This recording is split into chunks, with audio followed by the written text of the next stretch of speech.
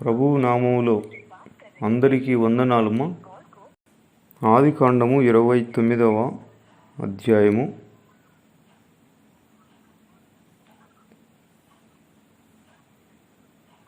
10వ వచనంలో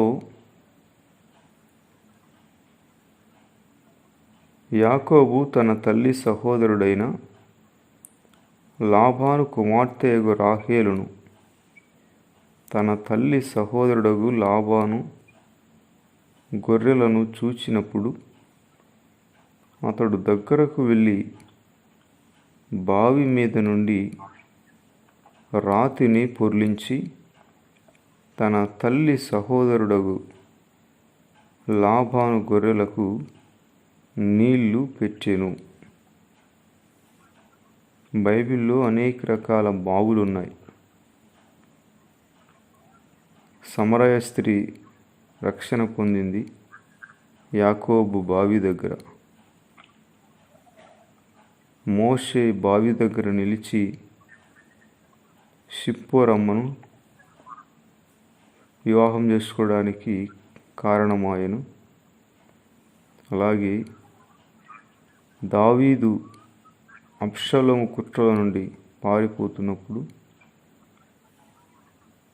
గనురాలైన స్త్రీ, వివేకము కలిగిన స్త్రీ దావీదుకు సమాచారం తీసుకుని వెళ్ళే ఇద్దరు మనుషులను బావిలో దాచిపెట్టి పైన తెల్లగుడ్డ కప్పి అందులో పిండి ఆరేసింది. అలాగే ఎలియాజరు రిబ్కమ్మను తీసుకొని రావడానికి వెళ్ళేటప్పుడు ఆ ఊరు బావి దగ్గరే అక్కడ ఆగాడు. బహుశా ఇక్కడ యాకోబు ఆగిన బావి, ఎలియాజరు ఆగిన బావి రెండు ఒకటే అనుకుంటాను. మొత్తానికి రక్షణ బావులున్నాయి బైబిల్లో. రక్షణ ఆధారములైన బావుల్లో నుండి నీళ్లు చేదుకోండి. రక్షణ ఆధారమైన బావి ప్రభు అయిన యేసుక్రీస్తే. రక్షణ అనే మాట ఏ మూలకు వెళ్ళినా అది యేసుక్రీస్తుకే చెందుతుంది. మరి ఏ నామమున రక్షణ కలుగదు? యేసుక్రీస్తు నామమునే మానవునికి రక్షణ, పాప విమోచన. ఈ బావి దగ్గర యాకోబు రాహేలును చూశాడు. మార్గంలో ఉండగానే దేవుడు యాకోబుని తన బంధువుల ఇంటికి నడిపించాడు. రాహేలును మొదటగా చూచాడు. చూచిన ఆయన చూడండి, మరి ఆమె యవనస్తురాలే, యాకోబు కూడా యవనస్తుడే, వివాహము కాలేదు. మరి ఆమెను ముద్దు పెట్టుకున్నాడు. పవిత్రమైన ముద్దు మరి ఏమో కానీ మొత్తానికి యాకోబు కష్టాల్లో ఉన్నాడు, శ్రమలో ఉన్నాడు. దేవుడు రాహేలును చూపించాడు యాకోబుకి. రాహేలును చూడగానే మనసంతా ఒక రకమైన ఉల్లాసంతో నింపబడింది. ఏమనుకున్నాడో ఏమో, ఆమెను ముద్దు పెట్టుకొని ఏడ్చినాడు. ఏడ్చకపోతే ఆమె పెరుగుతుందేమో కట్టి తీసుకొని. ఎవడీడు ఏడ్చినాడు కాబట్టి ఆమె మౌనంగా ఉన్నది. మొత్తానికి తన బాధంతా చెప్పుకునేట్టు ఉన్నది యాకోబుకి రాహేలు దగ్గర ఏడవగానే. ఆమె పరిగెత్తుకుంటూ వెళ్ళి లాబానుకు చెప్పింది. యాకోబు చెప్పాడు, నేను నీకు చుట్టమవుతాను, మీ మేనత్తొన్ల రిబ్కా ఆమె రెండవ కుమారుణ్ణి అని ఆమె చెప్పినప్పుడు, యాకోబు చెప్పినప్పుడు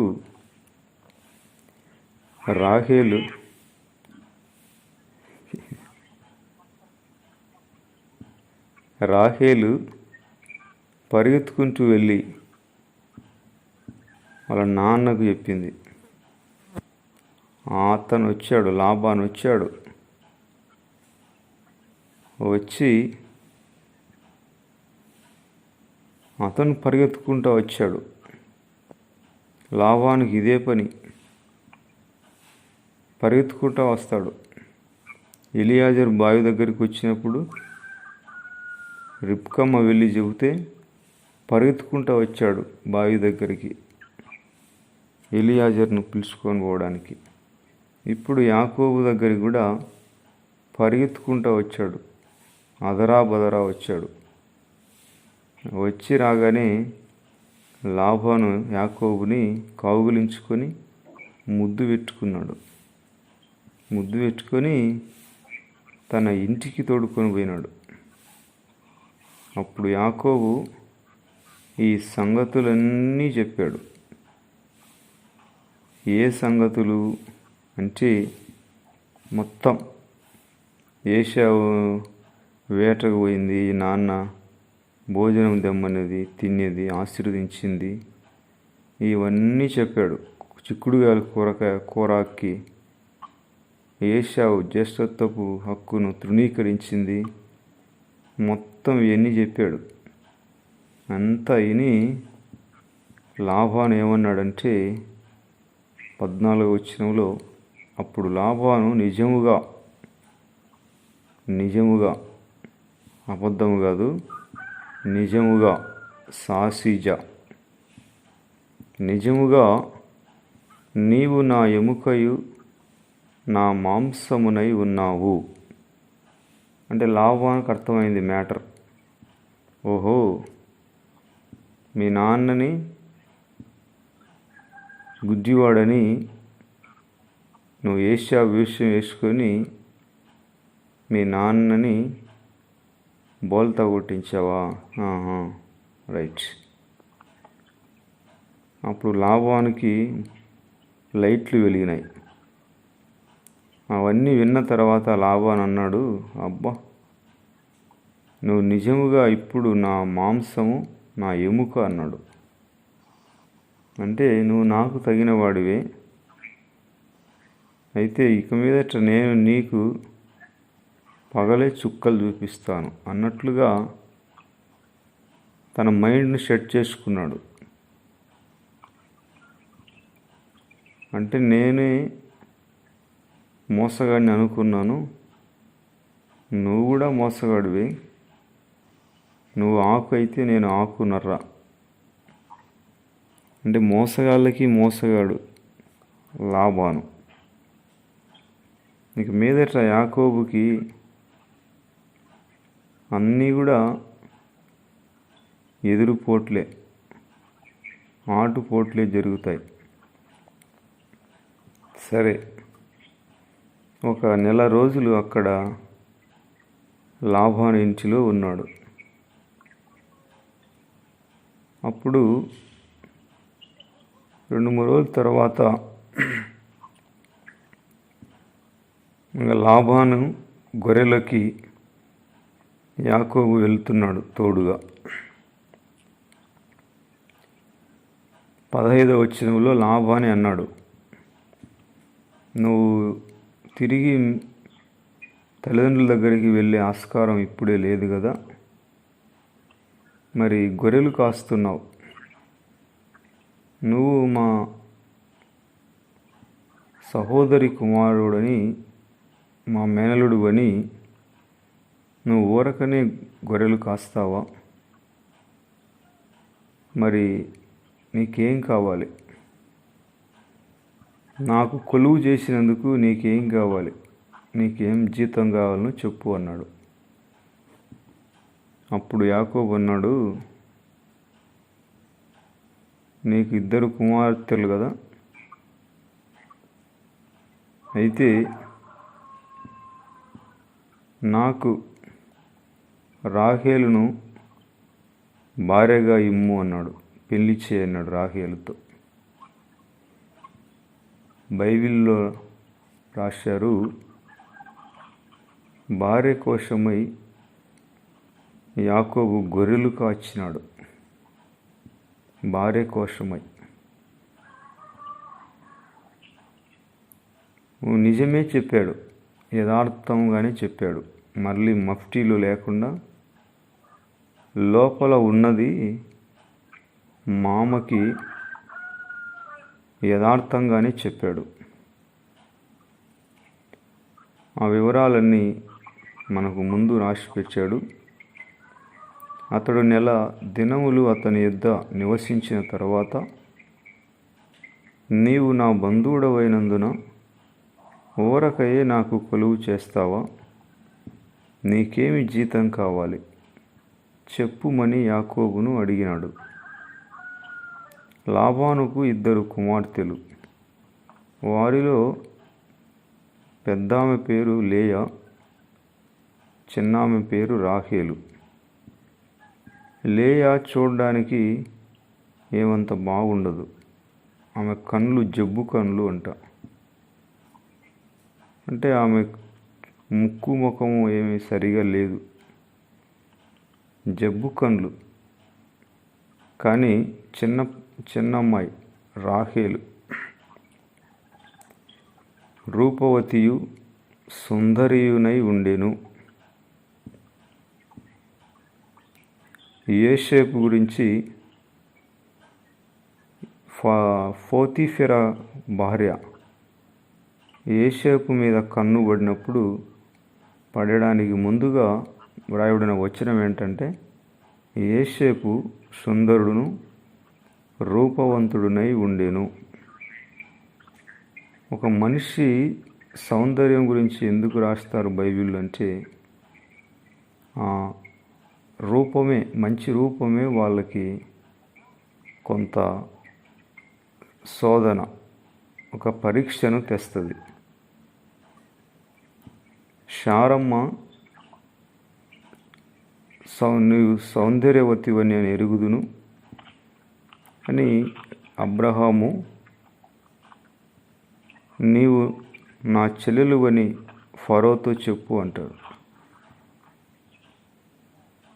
అంటే ఆమె అందముగా ఉండటం వలన శారమ్మని ఆ దేశపు అధిపతి రాజే ఆమెను రాణిగా చేసుకోవాలనుకుంటాడు. అంత సౌందర్యం శారమ్మది. నిజముగా విశ్వాసులు చూడడానికి చాలా ముచ్చటగా ఉంటారు. నిర్మలమైన ముఖము, ప్రశాంత వదనము,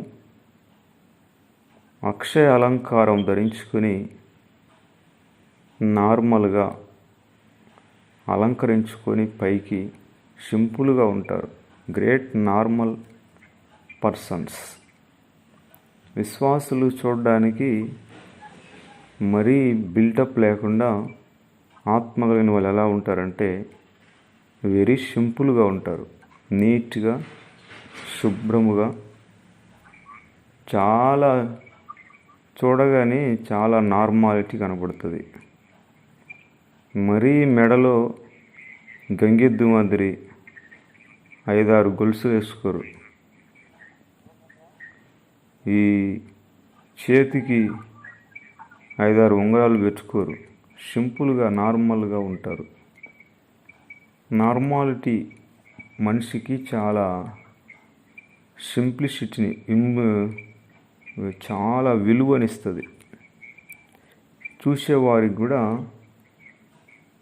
చాలా ముచ్చటగా ఉంటుంది. ప్రియమైన సహోదరులారా,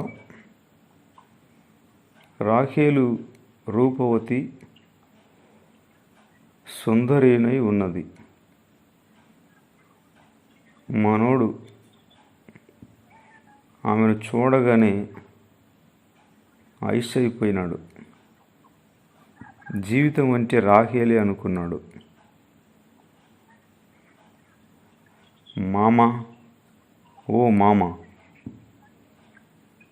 నాకేం వద్దు, 3 పూటల భోజనం పెట్టి మీ కూతుర్ని రాహేల్నిస్తే చాలు అన్నాడు.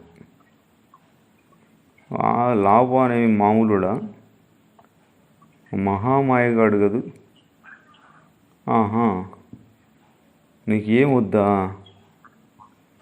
మా 2వ పాప కావాలనా? ఓ రైట్.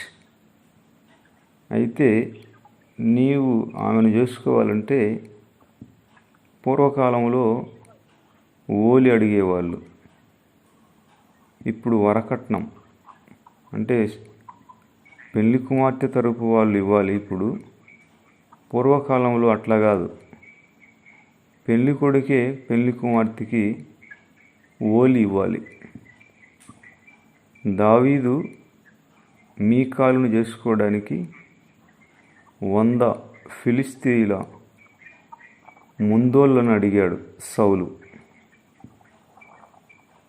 అందుకే నువ్వు రాజుకి అల్లుడు అవుతావు అంటే దావీదు భయపడి,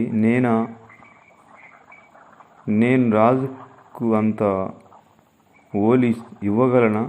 డబ్బులు నా దగ్గర ఉందా? నా వల్ల కాదులే అన్నాడు.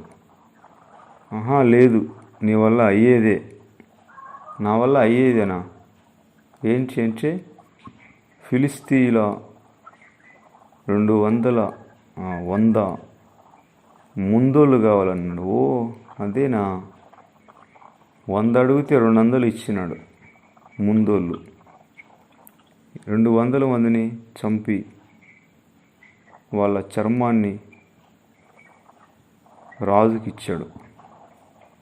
పూర్వకాలంలో ఓలి అడుగుతారు. ఓలి మన పెద్దవాళ్ళు కూడా ఇప్పుడు 90 ఏళ్ళు ఉండేవాళ్ళు, 70-80 ఏళ్ళు ఉండేవాళ్ళు ఓలి ఇచ్చింటారు.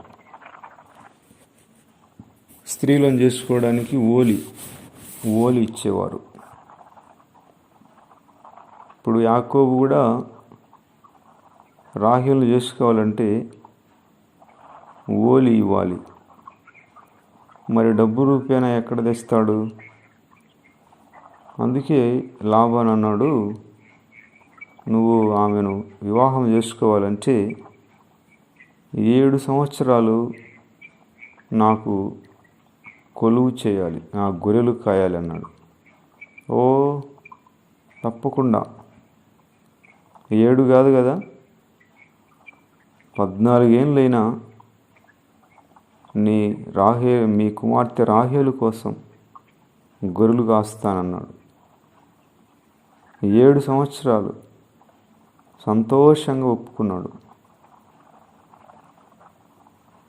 యాకోబు రాహేలును ప్రేమించి, నీ చిన్న కుమార్తె అయిన రాహేలు కోసం నీకు 7 సంవత్సరాలు కొలువు చేస్తాను,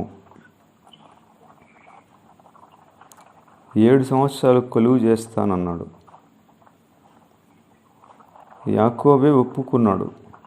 అంటే ఓలి డబ్బు రూపాయన ఇవ్వలేడు కదా, అందుకని 7 సంవత్సరాలు కొలువు చేస్తానన్నాడు.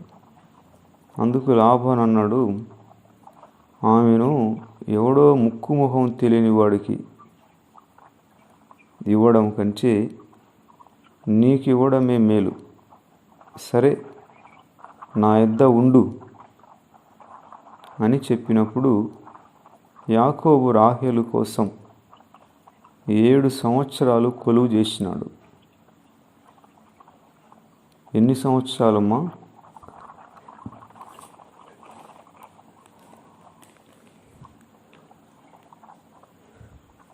'ఓమ్మా, ఎన్ని సంవత్సరాలు చేసినాడమ్మా?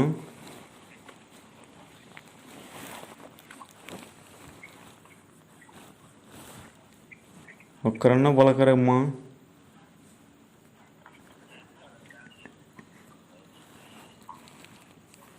ఏడు సంవత్సరాలు చేసినాడు.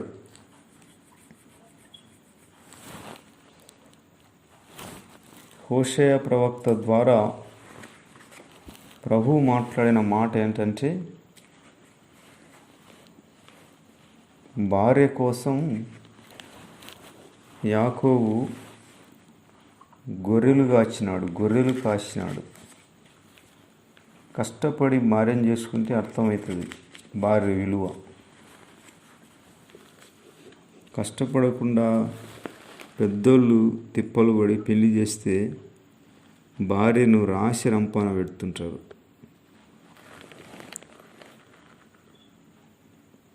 హోషేయ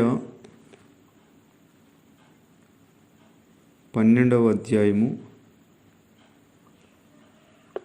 12వ వచనంలో యాకోబు తప్పించుకొని సిరియా దేశంలోనికి పోయెను, భార్య కావలనని ఇశ్రాయేలు కొలువు చేసెను, భార్య కావాలని అతడు గొర్రెలు కాచినాడు. హోషేయ 12వ అధ్యాయము 12వ వచనం. యాకోబు తప్పించుకుని సిరియా దేశంలోనికి పోయెను, భార్య కావలనని ఇశ్రాయేలు కొలువు చేసెను, భార్య కావలనని అతడు గొర్రెలు కాచినాడు. లాబాను చెప్పలేదు, సరే నీకు రాహేలుని ఇవ్వాలంటే నువ్వు ఓలి ఏమిస్తావు అన్నట్టుగా మాట్లాడాడు. మామగారు, నేను నీకు 7 సంవత్సరాలు గొర్రెలు కాస్తాను, నాకేమీ 1 రూపాయి ఇయ్యొద్దు, 3 పూటల తిండి పెడితే చాలు, కట్టుకోవడానికి బట్టలు, ప్రార్థన అదే కదా యాకోబు ప్రార్థన, కట్టుకోవడానికి బట్టలు, తినేదానికి తిండి, ఉండడానికి రొంత గూడు, అది ఉంటే ప్రభువా నీకు మొక్కుతా, నీకు దశంభాగం ఇస్తా. కనీసం దశంభాగం ఇవ్వడానికి విధి లేని వాళ్ళు ఈ ప్రార్థన చేసుకోండి. యాకోబు ఆ ప్రార్థనే కదా చేసింది. నేను వెళ్ళే మార్గంలో నన్ను కాపాడి తినడానికి ఆహారం, ధరించుకోవడానికి వస్త్రాలను నాకు దయచేస్తే ప్రభువా నీవే నా దేవుడవు. అలాగే ఈ స్తంభముగా నిలిపిన రాయి దేవుని మందిరం అవుతుంది.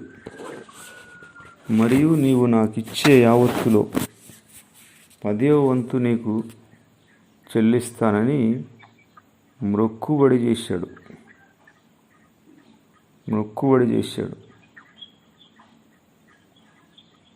యాకోబు ఎప్పుడు కూడా కష్టపడిన వాడు కాడు,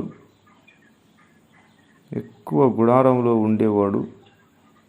కానీ ఇప్పుడు రాహేలును చూసినాడు, కష్టపడాలా అంటాడు. భార్య కోసమే, రాహేలు కోసమే 7 సంవత్సరాలు కొలువు చేసినాడు.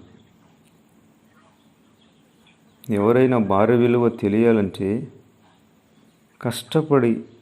కష్టపడి ఏండ్ల తరబడి ఎదురు చూసి చేసుకుంటే అర్థమవుతుంది.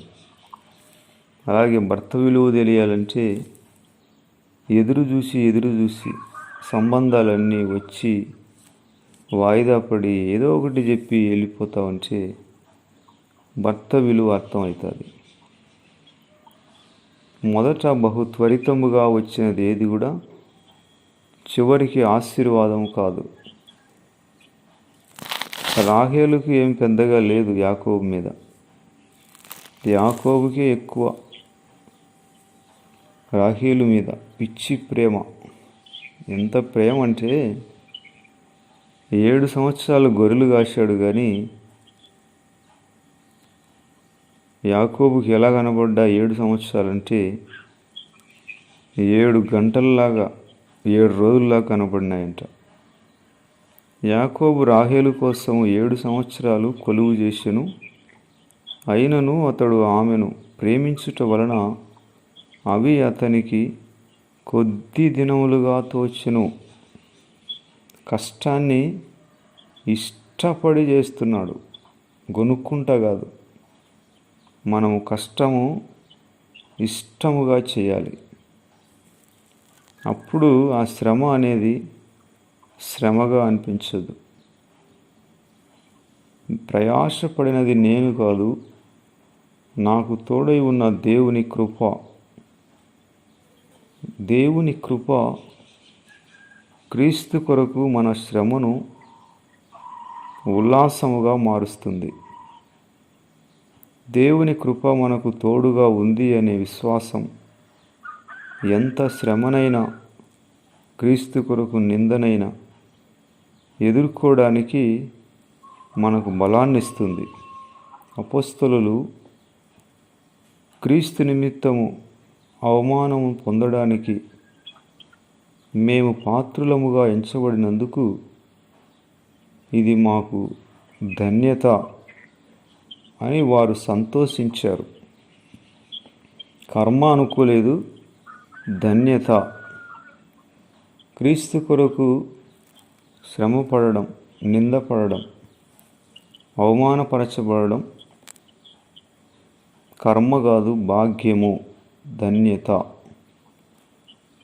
ఎందుకనగా క్రీస్తును మనము ప్రేమిస్తున్నాం. ఎందుకు ప్రేమిస్తున్నామంటే ఆయనే ముందు మన కోసం, మనల్ని ప్రేమించి మన కోసం తన ప్రాణం ఇచ్చాడు. కాబట్టి ఆయన ప్రేమను అర్థం చేసుకుని ఆయన కోసము ఇప్పటి కాలపు శ్రమలు ఎన్నదగినవి కావు. రాహేలు కోసం యాకోబు గొర్రెలు కాచాడు 7 ఏండ్లు. అయితే అతడు ఆమెను ప్రేమించుట వలన అవి అతనికి కొద్ది దినాలుగా తోచినాయి. శ్రమపడే మనస్సును ఆయుధముగా ధరించుకొనండి అన్నాడు పేతురయ్య. శ్రమపడే మనస్సును ఆయుధముగా ధరించుకోవాలి.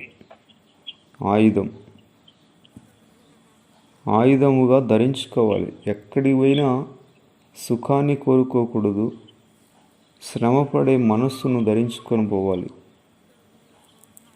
పని చేసేవాళ్ళు చూడండి, ఎక్కడికి పోయినా పని చేస్తారు. పెళ్ళికి పోనీగాక మౌనంగా ఉండరే, ఏదో ఒకటి పని చేస్తారు. ఏమంటే వాళ్ళ తత్వం పని చేయటం. పని చేయని వాళ్ళు ఇంట్లో చేయరు. ఇంట్లో చేయనోడు ఎక్కడ పని చేయడు.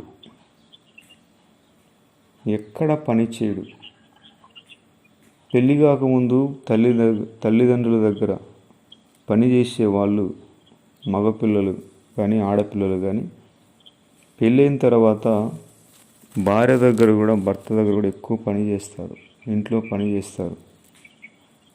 పెళ్ళి కాకముందే సోంబేర్లుగా ఉండి నిద్రముఖం పెట్టుకొని ఆడ బట్టలు అక్కడే, ఎక్కడ ఇండ్లు వాసన కొడుతుంటుంది. కానీ వాళ్ళు మొంగడుకోవడం, వాళ్ళు తినడం ఇదే ఉంటుంది. కానీ ఇంటిని పట్టించుకోరు, వంటిని పట్టించుకోరు. ఇంకా వీధిలోకి పోయి వ్యవహారం ఒకటే. ఇంకా అదే వాళ్ళకు పండగలాగా ఉంటుంది. ఎవరు లేకపోతే కుక్క బాగున్నావా, ఏం తిన్నావు అని కుక్కతో కూడా మాట్లాడతారు.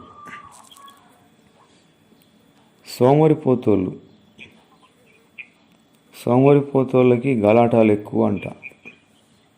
కొంపలకి తిప్పలు తెచ్చి పెడతారు. ప్రియమైన సహోదరులారా, కానీ శ్రమపడే మనస్సును ఆయుధముగా ధరించుకోవాలి. శ్రమపడే మనస్సును. యాకోబు కష్టాన్ని ఇష్టముగా ఎన్నుకున్నాడు. భార్య కోసం 7 సంవత్సరాలు కొలువు చేశాడు ఆశతో. కష్టం అనిపించిన రాహేలు గుర్తుకొస్తుంది. రాహేలు చూస్తే కష్టం అంతా, కన్నీరంతా పన్నీరుగా మారిపోతుంది. జీవితం అదో రకంగా ఊహాలోకాల్లోకి వెళ్ళిపోతున్నాడు యాకోబయ్య. కష్టమంతా కడుపులను దాచుకొని కన్నీళ్ళు కంటిరెప్ప దాటకుండా చేసుకుంటున్నాడు రాహేలు వలన. తన ఆలోచన ఎక్కడ ఉన్నా ఏం చేసినా రాహేలు మీదనే ఉంది. రాహేలు మీదనే ఉంది. నేను చెప్పలేదండి, బైబిల్ కూడా చెబుతుంది. రాహేలును ప్రేమించుట వలన అవి అతనికి కొద్ది దినములుగా తోచెను. మనం ప్రభువును ప్రేమించినప్పుడు 20 ఏండ్లు ప్రభువుతో నడిచిన 20 రోజులుగా కూడా అనిపించదు. ఏంది ఇన్ని సంవత్సరాలు నేను ప్రభువుతో నడిచానా? కానీ అవి కొద్ది రోజుల్లాగా కనబడతాయి. ఎందుకంటే ప్రభువు మీద ప్రేమ కొలది. అప్పుడు 7 ఏళ్ళు అయిపోయింది కొలువు చేయడం. లాబాను మౌనంగా ఉన్నాడు. అతను ముందుగానే మోసగాడు. కానీ ఇంకా 7 ఏళ్ళు అయిపోయినాక యాకోబుకు తొందర కదా. కానీ అన్నాడు 21వ అధ్యాయంలో, ఓ మామగారు, నేను చెప్పిన టైం సంపూర్ణమైంది. నా దినములు సంపూర్ణమైనవి కనుక నేను నా భార్య యొద్దకు పోవునట్లు ఆమెను నాకిమ్ము అన్నాడు. లాబాను, సరే అల్లుడు, తప్పకుండా. లాబాను ఆ స్థలంలోనున్న మనుషులందరినీ పోగు చేసి ఆ రాత్రి ఆ రోజంతా విందు చేయించి రాత్రివేళ తన కుమార్తె అయిన లేయాను అతని యొద్దకు తీసుకుని పోగా యాకోబు ఆమెను రాహేలు అనుకొని భార్యగా చేసుకున్నాడు. అంటే ఆ కాలంలో ఇప్పటిలాగా ఈ కరెంటు లేదు కదా. అయినా ఒక పెళ్లి కుమార్తెను పెళ్లి కుమారుడు దగ్గరికి తీసుకొని వచ్చినప్పుడు ముసుగు వేస్తారు వాళ్ళకి. ఆ వచ్చింది ఎవరా అనేది అర్థం కాదు. పైగా అది రాత్రి వేళ. మరి ఎలా మెయింటైన్ చేశాడో లాబాను ఏమో, మొత్తానికి యాకోబును బోల్తా కొట్టించాడు. రాహేలు కోసం 7 సంవత్సరాలు కొలువు చేస్తే యాకోబు లాబాను సులభంగానే రాహేలుని ఇవ్వకోకుండా లేయానిచ్చినాడు. చూసుకోలేదు మనోడు రాత్రి వచ్చింది లేయానా రాహేలా అని. ఏమో మరి అర్థం కాదు పరిస్థితి. ఆ రోజు రాత్రి తెల్లవారింది, చూస్తే రాహేలు కాదు లేయా. యాకోబుకి పిచ్చి కోపం వచ్చింది. పరిగెత్తుకుంటూ వెళ్ళాడు మామ దగ్గరికి. మరియు లాబాను తన దాసి అయిన జిల్పాను తన కుమార్తె అయిన లేయాకు దాసిగా ఇచ్చెను. ఉదయమందు ఆమెను లేయా అని ఎరిగి యాకోబు లాబానుతో, వాట్ నాన్ సెన్స్, ఏంటి ఇలా చేశావు? నీవు నాకు చేసిన పని ఏమిటి? క్యా కర్తా హై రే తూ మామూజీ, నువ్వు నాకు చేసిన పని ఏంటి? ఇదేనా చేసేది నీకు అంటే? లాబాను సింపుల్గా అన్నాడు, ఎందుకు ఇలా చేసావు నాకు? నీ రాహేలు కోసమే కదా నీకు 7 ఏళ్ళు కొలువు చేసింది. అంటే ఎందుకు నన్ను మోసపుచ్చినావని అంటే సింపుల్గా లాబాను అన్నాడు, పెద్ద కుమార్తె ఉండగా చిన్న కుమార్తెను మా దేశంలో ఎవ్వరు కూడా పెళ్లి చేయరు అన్నాడు. సింపుల్గా చెప్పేశాడు. పెద్దమ్మాయి ఉండగా చిన్న అమ్మాయికి పెళ్లి చేయడం మా దేశం మర్యాద కాదన్నాడు. ఇంకా యాకోబుకి అర్థం కాలేదు.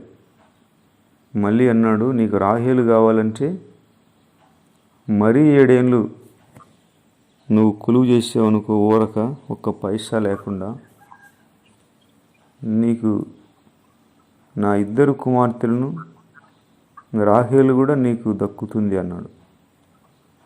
ఈమె యొక్క వారం సంపూర్ణము చేయము, నీవిక 7 సంవత్సరాలు నాకు కొలువు చేస్తే అందుకై ఆమెను కూడా నీకు ఇస్తానని చెప్పగా, యాకోబు అలాగు చేసి ఆమె వారము సంపూర్ణమైన తర్వాత అతడు తన కుమార్తె అయిన రాహేలును యాకోబుకి భార్యగా ఇచ్చాడు. అంటే 14 సంవత్సరాలు రాహేలు కోసం ₹1 లేకుండా కొలువు చేశాడు. ఇంకా రాహేల్ అంటే యాకోబుకి ఎంత ఇష్టమో చూడండి. ఆమెకేం లేదు రాహేలుకు యాకోబు మీద. యాకోబే రాహేలును చూసి పిచ్చివాడైపోయాడు. ఇంకా అమ్మ కనపడలేదు, నాయన కనపడలేదు, ఊరు కనపడలేదు. నిద్రపోయిన, కన్నులు మూసిన కన్నులు తెరచిన నా చూపులలో నీ రూపమే, నాతో ఉన్నవాడా నాలో ఉన్నవాడా నా ప్రాణమో నీవే యేసయ్యా అని పాడేదానికి బదులు, కన్నులు మూసిన కన్నులు తెరచిన నా చూపులలో నీవే ఓ రాహేలు, నాతో ఉన్నదానివి, నాలో ఉన్నదానివి, నా ప్రాణము నీవే ఓ రాహేలు అంటున్నాడు. చూడండి ఏం చేస్తాడు. ఇంకా 14 ఏళ్ళు ఆమె కోసం ఒక్క పైసా లేకుండా. చూడండి లాభం ఎటువంటి వాడు. 3 పూటల తిండి పెట్టి ₹1 లేకుండా మేనల్లుడి చేత 14 ఏళ్ళు ఊడిగం చేయించాడు. ఏమన్నా పని మామూలుగా చెప్పించాడా? పాసి పని మొత్తం, ఇంట్లో పని, ఆ పని, ఈ పని. ఏమన్నంటే నీకు రాహేలు నేనంటాడు. అయ్యే బాబోయ్, రాహేలుని ఇయ్యవా ఇంకెట్లా అనేది మొత్తం అని చేస్తాడు. ఆ పని ఈ పని కాదు, చిన్న పని పెద్ద పని, మళ్ళీ గొర్రెలకు పోవాలా, మళ్ళీ ఇంట్లో పని చేయాలా, గాడిదలు, ఎనుము, బర్రె, పశువులు, ఒంటెలు పేడ ఊడ్చాల, వాటి నీళ్లు తాపాలా, వాటికి మేత పెట్టాలి, మళ్ళీ గొర్రెలకు పోవాలా. ఓ లాభాను ఉన్నది మొత్తం యాకోబును ఒక ఆట ఆడుకున్నాడు. అంటే దేవుని చిత్తంలో ఉన్న వారిని ప్రజలు ఫుట్బాల్ ఆడుకుంటారు, పిచ్చి పిచ్చిగా ఆడుకుంటారు. వాళ్ళను వెనక్కి ముందుకు 4 చెరువు 3 చెరువు 6 చెరువు నీళ్లు తాపుతారు. అబ్బా ఎంత ఇబ్బంది పడిపోయినాడు. అయినా కూడా రాహేలు రాహేలు రాహేలు, నిద్రలో కూడా రాహేలు అంటాడు యాకోబయ్య. పిచ్చిగా ఆమె మీద మనసు పెట్టుకున్నాడు. అమ్మ లేదు, నాయన లేదు, ఊరు లేదు, ఏమీ లేదు. 14 ఏళ్ళు గొర్రెలు కాశాడు.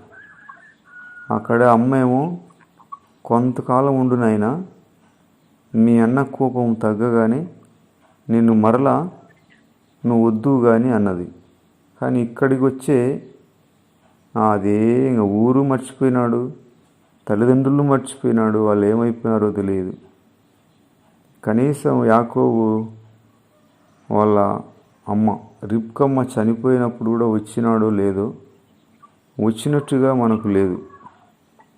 మళ్ళీ వచ్చేసరికి 20 ఏళ్ళ తర్వాత రిబ్కమ్మ లేదు.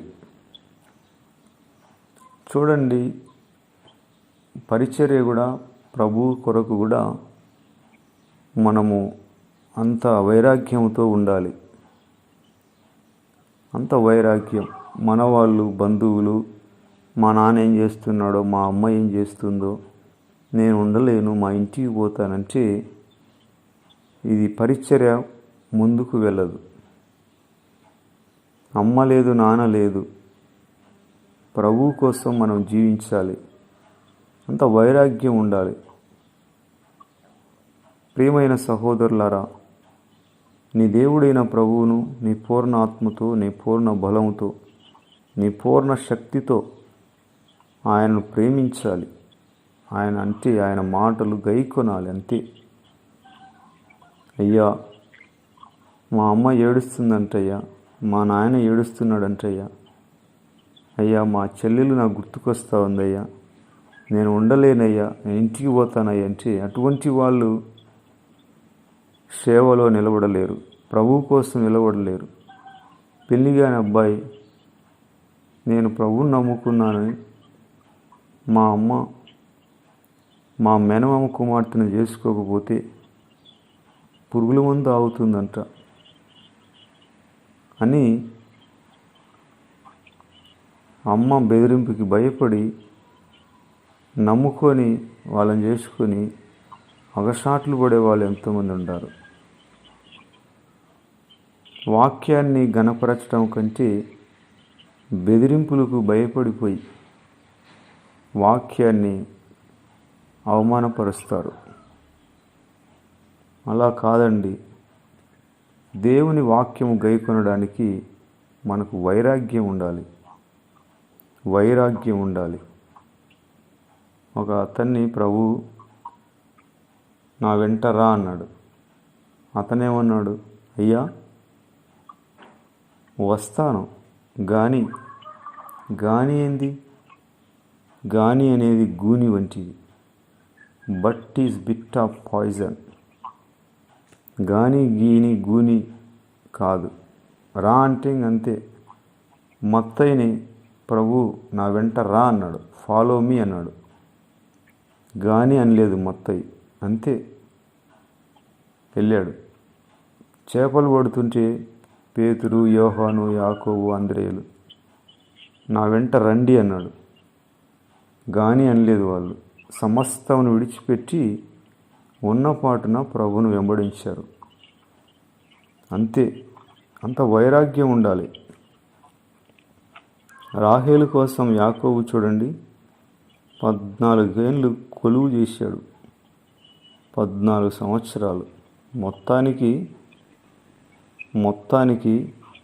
14 ఏళ్ళైన రాహేలును మాత్రం భార్యగా చేసుకున్నాడు. దేవునికి స్తోత్రం. అందుకే బైబిల్ అంటుంది, యాకోబు మగసిరి గలవాడై. యాకోబుని ఏముంటుందంటే మగసిరి గలవాడు.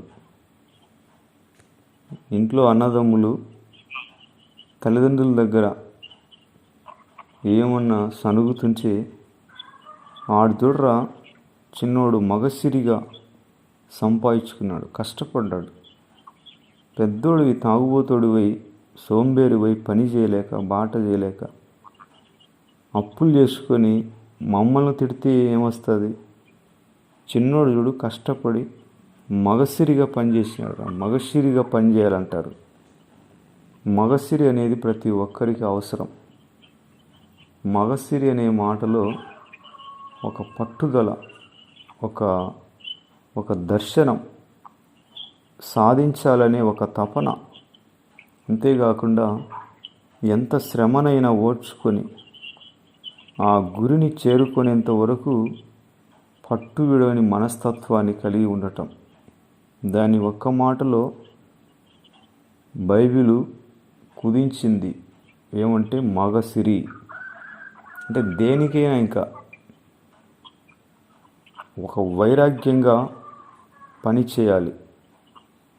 14 సంవత్సరాలు ₹1 లేకుండా యాకోబు కష్టపడ్డాడు రాహేలు కోసం.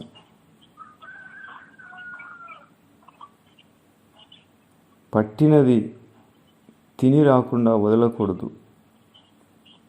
కాబట్టి ప్రార్థన యందు పట్టుదల గల వారై మెలకువగా ఉండండి అన్నాడు పౌలు గారు. పట్టుదల ఉండాలి. పట్టుదల లేకపోతే ఏమి సాధించలేం. ప్రభు ఈ మాటలను దీవించునుగాక. ఆమేన్, ఆమేన్.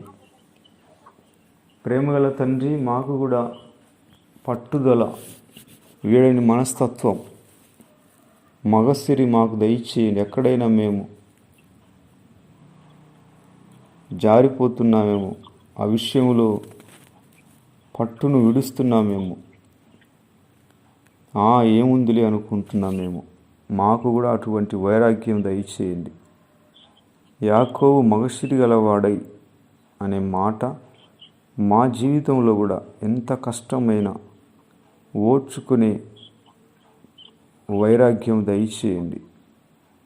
ఎన్ని సంవత్సరాలైనా దానికోసం కనిపెట్టి మీ చిత్తమును సంపూర్ణముగా నెరవేర్చే ధన్యత మాకు దయచేయండి ప్రభు.